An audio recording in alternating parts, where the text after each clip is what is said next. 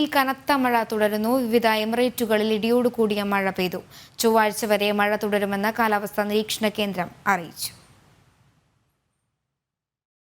യുഎഇയിലെ വിവിധ എമിറേറ്റുകളിൽ പുലർച്ചെ ശക്തമായ മഴയും ആലിപ്പഴ വർഷവും ഉണ്ടായി. പലയിടത്തും ഇടിമിന്നലോട് കൂടി ശക്തമായി മഴ പെയ്തു.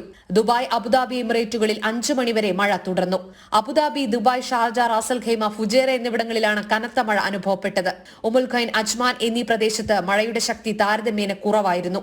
റോഡുകളിലെല്ലാം മഴവെള്ളം നിറഞ്ഞു. പലയിടത്തും ഗതാഗതം മന്ദഗതിയിലാണ്. രാജ്യത്ത് മിക്കയിടത്തും ശക്തമായ മഴ പെയ്യുന്നതിനാൽ എല്ലാവരും ജാഗ്രത പാലിക്കണമെന്ന് ആഭ്യന്തര മന്ത്രാലയം മൊബൈൽ ഫോണുകളിൽ അടിയന്തര മുന്നറിയിപ്പ് സന്ദേശം അയച്ചു.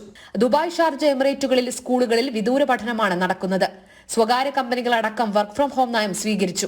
ബീച്ചുകളും താഴ്വാരങ്ങളും തടാകങ്ങളും വെള്ളക്കെട്ടുള്ള സ്ഥലങ്ങളും സന്ദർശിക്കുന്നത് ഒഴിവാക്കണമെന്നും വാഹനം ഓടിക്കുന്നവർ അതീവ ജാഗ്രത പാലിക്കണമെന്നും അറിയിപ്പിൽ പറയുന്നു. അജ്മാൻ വിദ്യാഭ്യാസ അതോറിറ്റി എമിറേറ്റിൽ എല്ലാ സ്വകാര്യ വിദ്യാഭ്യാസ സ്ഥാപനങ്ങൾക്കും ഓൺലൈൻ പഠനം പ്രഖ്യാപിച്ചു. റാസൽ ഖൈമയിലെ പ്രാദേശിക അടിയന്തര ദുരന്ത നിവാരണ അതോറിറ്റിയും സർക്കാർ സ്കൂളുകൾക്ക് ഓൺലൈൻ സൗകര്യം ഏർപ്പെടുത്തി.